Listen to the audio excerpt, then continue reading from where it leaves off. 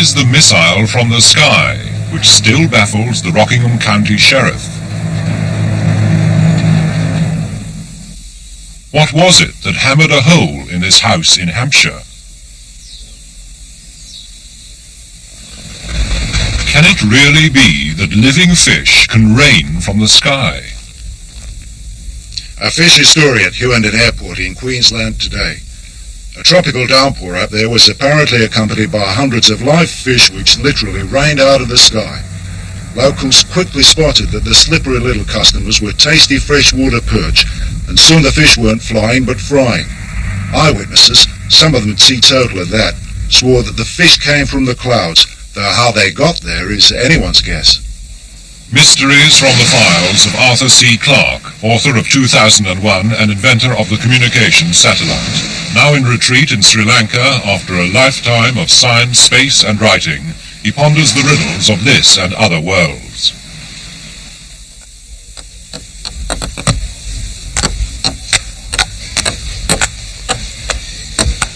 I'm almost embarrassed to tell you this because many of you simply won't believe me. But a most extraordinary thing happened right here in my local swimming club in Colombo, where every day I play table tennis with my partner here, Sarath. And quite recently, he told me an extraordinary thing. Sarath, tell me what it was happened that day. That day I saw some 4 or 5 fish. Under this Christmas tree here. Under this tree? Yeah. And were they lying on the ground? Yeah. What did you feel when you saw them? What do you think? I thought they'd come from the rainbow. I see you thought the fish might have fallen from the rainbow. Well, it's curious. I have known about this kind of thing for 40 years, but I never dreamt that it would have happened right on my doorstep. I mean, what an extraordinary thing, fish falling in the sky.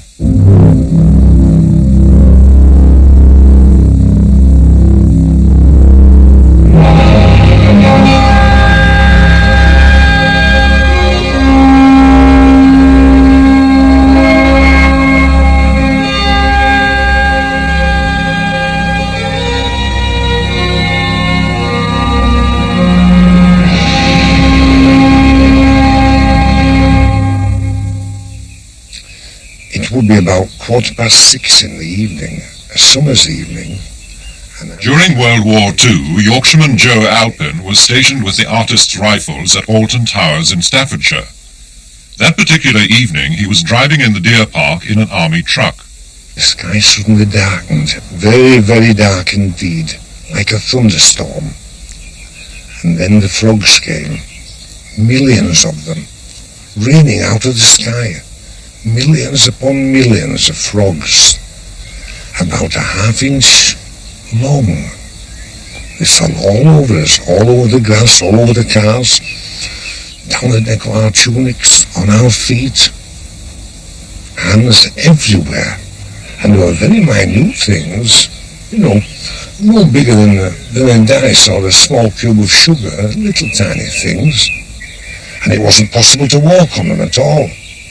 We couldn't do anything. When the vehicles came to a standstill, we seemed to be, we all had one idea. We just switched the ignition off and waited for them to stop coming down. And it rained frogs for at least an hour and a quarter. Mrs. Sylvia Moday also experienced an aerial avalanche. On June the 12th, 1954, she took her children to Platt's Meadow in Sutton Coldfield. The local paper reported the naval display they'd gone to see, but missed some real news. It was a horrible day. Typical summer's day, actually, in Britain. It was raining all the time, but this was a very heavy shower. We'd actually been and bought my little daughter a little red umbrella, and we heard something thudding against the umbrella. And when we looked, to our amazement, it was a shower of frogs. And they still were coming from the skies. There were hundreds of them. Our umbrella was covered, all our shoulders were covered, and as we looked up we could see them coming down like snowflakes. And all at once when we looked down, the ground was absolutely covered with them, hundreds of them, over an area of about 50 square yards, I should think. My interest in mysteries was first triggered when I read stories of frogs falling from the sky. These had been collected in the early part of this century by a remarkable American named Charles Fort, who spent much of his life in dusty libraries digging up old newspaper clippings. He wrote these up in a series of remarkable and often witty books with intriguing titles like Lo and the Book of the Damned. Besides frogs, Charles Fort recorded falls of fish, grain, cinders, ants, worms, and most remarkable of all, a turtle encased in ice, and even an alligator, which fell on American towns in the 1890s. Amazingly, such falls are not uncommon.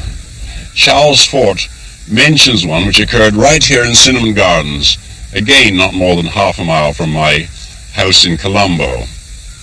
It's reported by Sir James Emerson Tennant, who wrote an important natural history of Ceylon.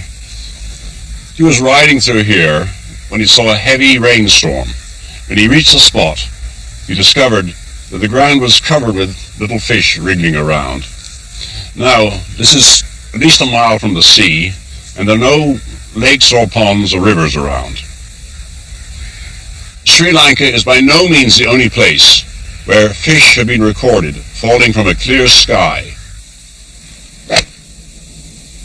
In 1948, Mr. Ian Patey, a former British amateur golf champion, had just started to play around at the Barton-on-Sea Golf Club on the cliff tops near Bournemouth. I was playing a mix match with my wife about 6 o'clock on a June evening, and we were coming down this second fairway, and she was about to play a second shot from just over there. And just before she hit it, a fish fell down on the ground in front of us, and then we looked up in the sky, and suddenly there were hundreds of fishes falling in an area of about 100 yards. They were alive. They were about that size. They were larger than whitebait and possibly smaller than a sardine. My reaction was one of complete surprise. After all, there wasn't a cloud in the sky. You didn't suspect anything could fall out of the sky like that. There was no prior sort of evidence that anything was going to happen, like a thunderstorm.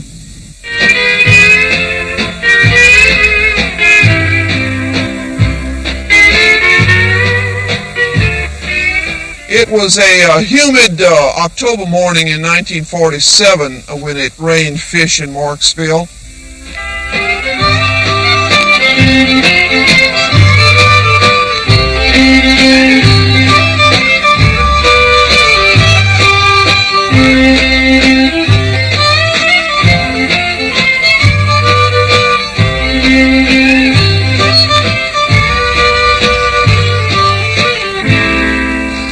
As I left the house to go to school that morning, I went through the back of the house, and as I got near the garage, I heard something fall on the tin roof of the garage, and simultaneously something hit me on my head and on my shoulders, and I looked down, there were fish. I was in bed, not feeling good, and I didn't get up early, but my maid came and early, and she was out in the yard. I was still in bed. And she ran in, excited like everything, and she's a black maid, but that day she was white of excitement. And she came and she told me, she said, Miss Lola, she said, it's raining fishes. It's raining fishes. When we heard all this noise, you know, when the fish fell on the roof, this tin roof, my maid, whose name was Viola, ran outside with me, and she was so upset, and she kept saying, Lord, Lord. She said, I think it must be the end of the world. I was coming up this road, I was coming north, I was just about a block away, and all of a sudden a fish fell right to my the left-hand side of the car. I saw the fish fall out of the sky. I kept driving, I was very amazed, and when I got here, at this location here, the yard was just absolutely covered with fish. And I was amazed. I stopped, and just about that time, other people started getting here, and everybody was just amazed at the whole thing and just couldn't believe it. Couldn't believe that the fish had just dropped out of the sky. I told Daddy that these fish had fallen on me, and he was a little incredulous, I guess, and didn't believe me. And finally I said, well, let's go outside and I'll show them to you. So we went on back outside, and I showed Daddy, and of course I wanted my father to explain all things to me, and as most 14-year-olds would, and he couldn't. This is fascinating, and one's first guess is that a whirlwind must have taken them up before dropping them in front of the astonished eyewitnesses. I'm sure this accounts for some falls of fish and frogs, but there are problems with the whirlwind theory. Why is it always one kind of fish? Why are there no weeds or other objects? Why are deep water fish sometimes involved? Moreover, what comes down must have gone up. Why are there no reports of the lift-off? Similar questions are raised by another surprisingly common phenomenon. Blocks of ice, often very large blocks, falling from a clear sky. It was on this quiet council estate at Lyndhurst in Hampshire that one such potentially lethal block descended on a hot summer's day in 1980. Motor mechanic Ed Fox was called home from work to find huge lumps of ice in his bedroom. Just a few feet away, when the ice fell, was next-door neighbour Mrs. Megan Murray. First of all, I heard a whooshing sound, rather like you hear when a rocket goes off. And then almost on top of that, there was a loud explosion, as if something had blown up. It's one of these unexplained happenings, I should think. I really don't know where it came from. As I say, in a hot summer's day, more or less, you wouldn't expect to suddenly find large lumps of ice coming out of the sky. In America, beyond the Blue Ridge Mountains of Virginia, another ice bomb has for some years been an unsolved case on the files of the Rockingham County Sheriff's Department.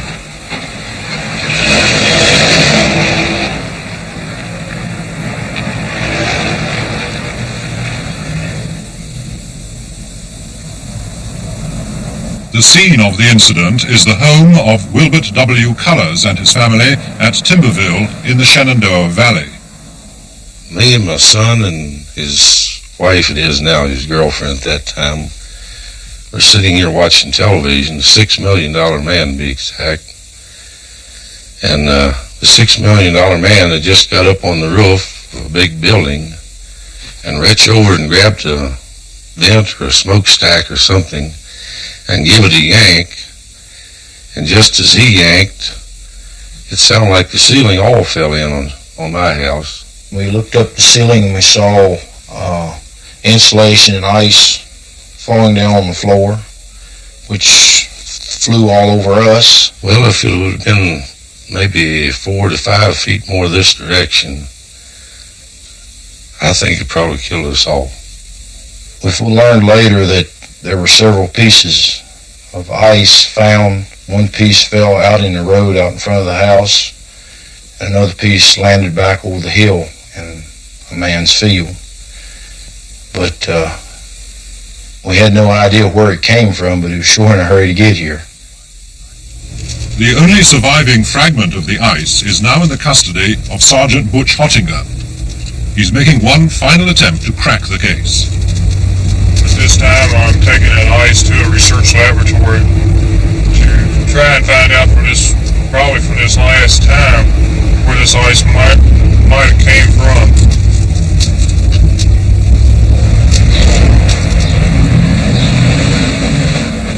Aircraft, however, have been ruled out as the culprit.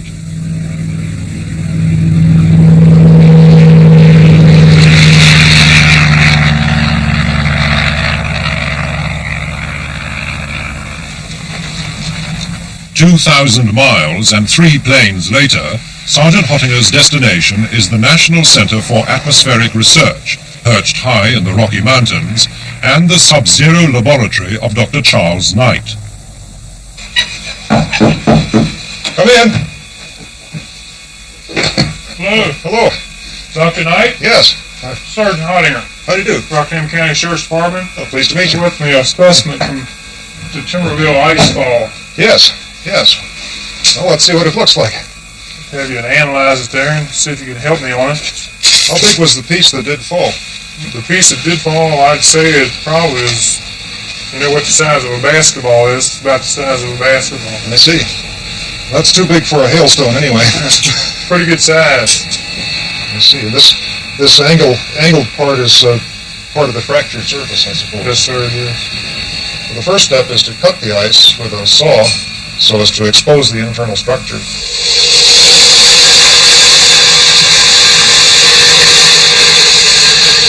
What we do then is to take a slightly warmed piece of glass so as to melt a thin layer of the ice and then put it down on the cold aluminum plate here until that layer of water freezes. The next step will be to saw parallel to the glass slide so as to make a thin uniform slice so you can see the internal structure. You can see, first off, that the crystals are very small. They're about 1 millimeter. Average, I'd say, about 1 millimeter in diameter. And then that there's a trace of some layering in there. There's one rather distinct layer of larger crystals. By way of comparison, we could look at a section of a very large hailstone. This was a hailstone about this size. A big one. And it's composed of alternating layers of smaller and larger crystals. There's a bit of difference between them, isn't there? There certainly is. I think we can conclude definitely that it was not a hailstone. In the case of a hailstone, we know the basic growth mechanisms. This is a rather large hailstone that fell last summer, the summer of 1979, in Fort Collins, a few miles to the north. Stones of this size fall at about 100 miles an hour. And a basketball-sized piece of ice like the Timberville fall probably fell at something like 125 or 150 miles an hour. So what basically would be your final opinion of the Timberville ice fall? Basically, from the evidence of the ice itself, the conclusion has to be that we just don't know. Some mysterious pieces of ice have been analyzed, and people find tea leaves in them and things like that, and that can prove that it does come out of an airplane. In this case, you're left without any positive evidence of any specific origin. Now, there may be something of real scientific importance behind this. Of course, we know that ice can fall from aircraft. It can form on the wings. It can come, regrettably, from faulty toilets. So, what's important are the reports of ice falls long before the era of aircraft. For example, in 1847, a block of ice 20 feet in circumference fell on Scotland. It landed on Mr. Moffat's farm in Ayrshire. The Scotsman newspaper said, "It is a most fortunate circumstance that it did not fall on Mr. Moffat's house, or it would have crushed it." Near misses are still happening today. Even scientists aren't safe, as physicist Dr. Richard Griffiths discovered in Burton Road in Manchester in the spring of 1973. Just in the road here by that manhole cover, an object appeared with a great crash. I went over and picked up this object and realized that it was ice. I thought to myself that since it was so much bigger than any meteorological lump of ice that I knew of, it was of scientific interest. But deeper than that, I realized that if it had hit me on the head, I would have been killed. Next day, Dr. Griffiths hurried with the ice to his laboratory at Manchester University. There he sliced and scrutinized it. He noticed strange lines of bubbles. The bubble lines were very, very regular indeed, and not meandering around all over the place, such as you observe in hailstones. Next, he examined it under polarized light, where each crystal shows up as a different color. It was nearly all composed of big crystals, 2 to 3 inches long, with no layer structure in the way that one has with a natural hailstone. So, whatever mechanism this ice lump grew by, at that stage I knew that it wasn't a natural hailstone. Aircraft, too, were ruled out. There were none overhead at the time, and no icing was reported that day. When Dr. Griffiths analysed the water which made up the ice, the mystery simply deepened. Although not a hailstone, it seemed to be made of something very like cloud water. I'm puzzled. I was looking at this problem and trying to see, was there an obvious explanation? Two first tries are aircraft or hailstone. We seem to have eliminated both of those. I really don't know. I think it very significant that some of these ice falls are accompanied by loud explosions, just like the re-entry bangs of our own returning spacecraft. Now, we know that iron meteorites fall on Earth, although it took science a long time to accept this. We also believe there's a great deal of ice out in the solar system, in the rings of Saturn, in the cores of comets. So perhaps some of these falls are due to literally cosmic ice. Yet there are other falls reported by apparently impeccable eyewitnesses, which I'm completely unable to give any rational explanation.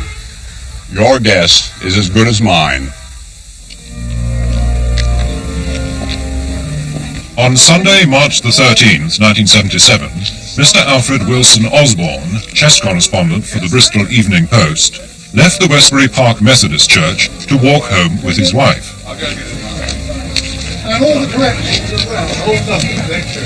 Their journey took them past a car showroom. When we reached this point, there was a click, and I thought that I'd lost a button in my coat. Looking around, we found they were in the middle of a shower of hazelnuts coming from the sky. And they were dropping on the cars, falling in the gutter, and I should think there would be as many as we saw, about 350 of them. You had no idea at all where all these hazelnuts were coming from. We picked up quite a few of them and took them home as souvenirs. We cracked some of them open. They were quite fresh and sweet and nice. The sky was blue and there was one small cloud there, but there was no aeroplanes or anything like that about for them to come down from there. So we went home, still puzzling over this. And when we reached home, we were having a friend of ours to lunch, and he came along and said the most extraordinary things happened to me. And I said, don't tell me, you've been covered with a shower of hazelnuts. He said, yes, how did you find out? And apparently he had the same experience in the same spot, 2 or 3 minutes afterwards.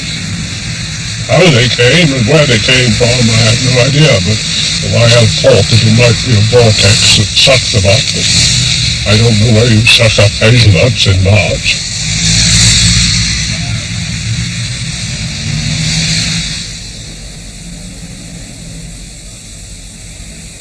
Further nutritious cascades have descended on South Mill Road in Southampton. The recipients, one wintry day, Mr. Roland Moody and his neighbours. Well, I was in this conservatory, pricking out seeds, and I heard this whooshing sound, which was on the glass above me, and I didn't take a lot of notice of it, but about 3/4 of an hour afterwards, it had done it again, and I looked up and found the whole of the glass above me covered in, we found out afterwards, mustard and cress seed. This went on, it seemed to me, all day long, at intervals of half an hour, and altogether I would think 5 or 6 instances of it. We happened to be in the dining room. First of all, we heard this terrific clatter. It was an awful noise, wasn't it? We rushed out and went down into the garden, and presently a load of broad bean seed came over, and we both ducked. Ducked down because they're fairly big, broad bean seed. And then you got a little bit annoyed about it, didn't you? So I turned round to the wife and I said, well, this is bloody silly. I couldn't help it. The following day, down come a shower of peas and maize, haricot beans, By then, of course, we were all getting rather excited about it. It was still snowing, it was still gusting, and we couldn't make head or tail of it. I was on the telephone one day, which is situated near the front door, and my son came along and opened the front door for some reason, and a shower of broad beans came through.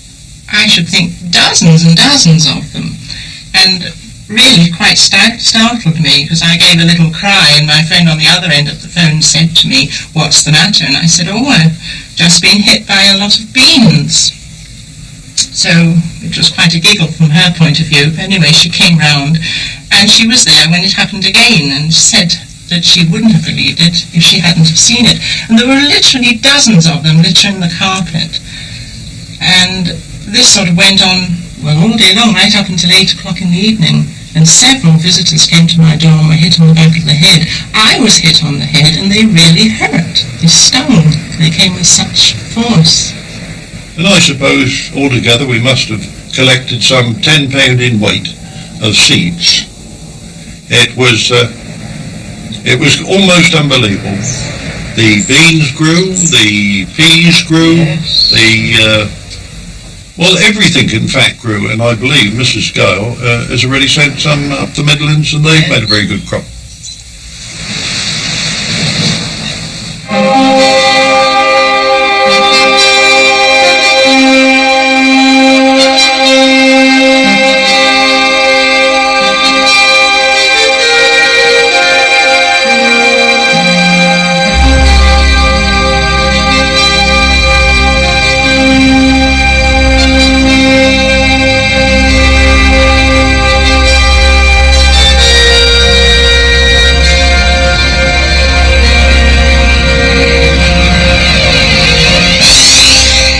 Next week, UFOs.